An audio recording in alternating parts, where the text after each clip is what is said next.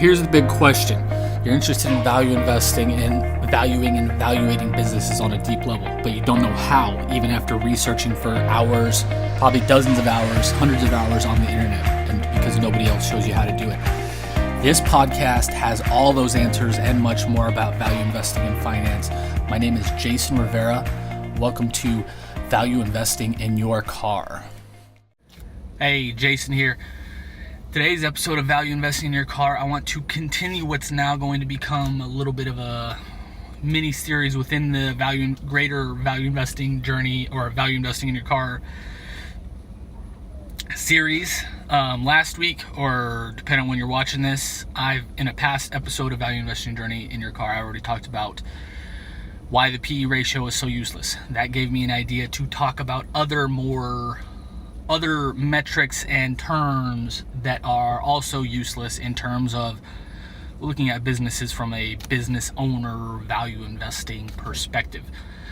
So this series as of now will be 3 parts. Hopefully you already saw part 1. Again, I'm talking about why the PE ratio is useless. If you haven't, check it out right, left, below, depending on where you're watching this. My team and I will have it linked so you can see it.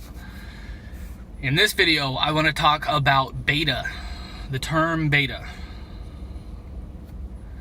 Anytime somebody brings up beta, it literally it makes me cringe. It automatically makes me think that they don't know what they're talking about. It automatically means if I'm talking to them about a value investment kind of, or business owner kind of mindset, that we're not going to be on the same wavelength. So before I kind of continue my thoughts on beta, what is beta? In the financial kind of technical financial sense, it measures volatility. In kind of the academic finance world, universities, MBA programs, colleges, a lot of what's called high finance places on Wall Street deem beta as risk. Essentially, it measures volatility. 1 means it's not volatile at all. 0 means it's volatile in that direction. 2 means it's volatile in that direction. So, just because something is volatile does not mean it's risky. The whole point of value investing is to think like a business owner. Think in terms of the long term, 5, 10, 20, 30, 40 years down the road. To buy with a margin of safety and buy an undervalued asset. You don't hear anything about volatility in any kind of the descriptions I just gave. If you don't know what volatility is, volatility means that the stock rises or falls a lot, depending on which range, again, 0 to 2, which range it's kind of going. To me, and this is one of the reasons I don't use DCF valuation, which I'll talk about in another episode, is it just literally makes 0 sense to me to deem something as risky if the stock price moves a lot, up and down, or whatever the case may be. I'm thinking, again, as a long-term value investor, deep value investor who puts a ton of time into researching every company I buy or don't buy. Whether I don't buy them or not, I put a ton of research into them. I know my companies intimately. Again, I'm thinking about them as a business owner, like as if I were to own the entire company. Not in terms of quarterly revenue or quarterly profits, or am I going to make the earnings in the next quarter, anything like that. I'm thinking 5, 10, 20, 30 years down the road. So for something to be volatile and that be deemed risky is just, on a kind of basic philosophical level, makes 0 sense to me. Value investors should play on volatility. In my realm of microcaps, nanocaps, small caps, OTC, ADR companies, they can rise, especially some of the smaller ones that don't have hardly any trading volume. They will sometimes go days or weeks without trading at all, and when they do, they will pop or fall by sometimes 10, 15, 25% in a day on 100 volume or 300 volume, whatever the case may be. I admit that if you don't have the proper mindset, you don't need to be in this arena, and I fully say that to everybody I talk with. But just because something rises or falls a lot, it's not risky. That means you just need to be able to control your emotions more. If you can't control your emotions, you shouldn't be investing at all anyways. So if somebody brings up beta, it makes me not only think that we're not going to be on the same wavelength, but it means that and if they're seriously talking about it, it means that I emote on an emotional level that they probably can't handle the volatility in the stock market. What else was there? And I'll talk about DCF valuation. We'll talk about low liquidity in another episode as well. That's pretty much it. I don't know what else I can say about beta other than I think it's completely useless.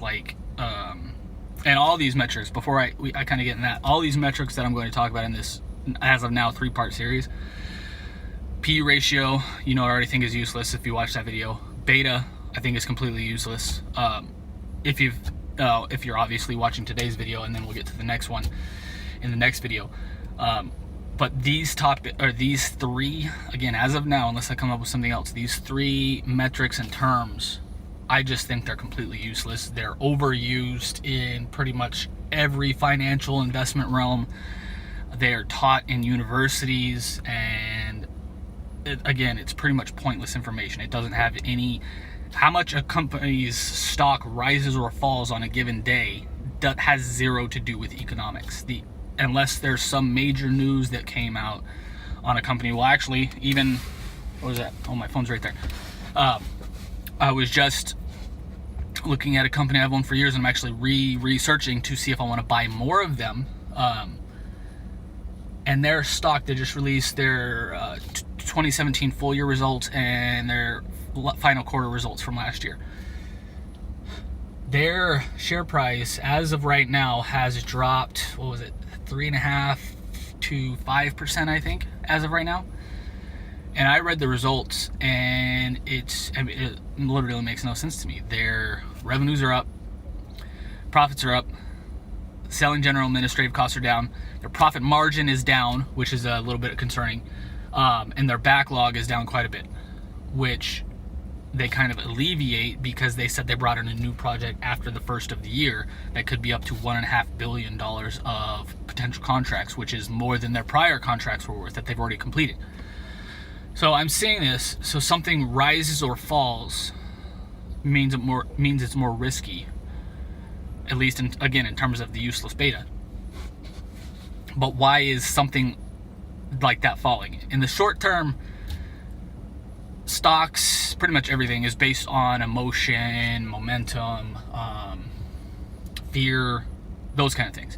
In the long term, economics and numbers kind of take over, and the company should rise to their full value over time.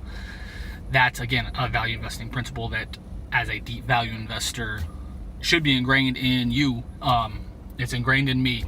So again, that's just kind of one real world example of why beta and volatility is not risk in my deep value investing perspective. And if you're a deep value investor, why it shouldn't be deemed risk at all. It's just something you have to live with. Again, if you're in the stock market and you can't control your emotions, you shouldn't be in the stock market.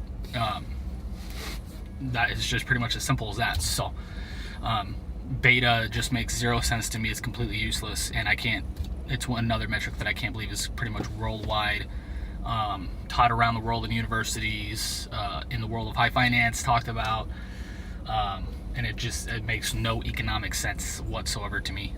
Doesn't affect the company's economics whatsoever, doesn't affect the company's cash flow whatsoever, doesn't affect the company's operations whatsoever. It literally has zero bearing on my decision making. Again, like with PE in the prior video, I put more than 100 hours of work into every company I research. If you ask me what the company's beta is, I'll probably get a smile on my face, like a smart ass smile on my face, and I will have no idea. I don't know. Just like with PE, I have no idea.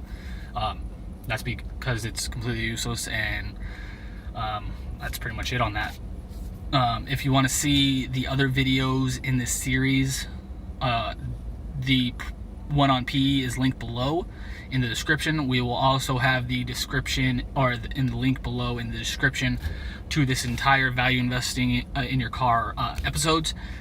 And if you want to see future episodes, make sure to like, comment, like and share our videos, and make sure to subscribe and hit the bell so you're notified anytime we release a new video.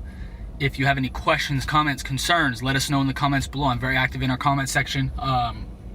Even when I don't necessarily agree with your position, or you don't necessarily agree with my position, I'm fine with debating these kind of things. I've been doing this for 11 plus years now. I'm very comfortable in my own kind of investment knowledge and what we can talk about, and I'm not confrontational. So yeah, I would love to talk to you in the comments below. If you have a question, comment, concern about anything value investing, finance related, or related specifically to this video and beta, let me know, and I will talk to you in the next episode. Thanks.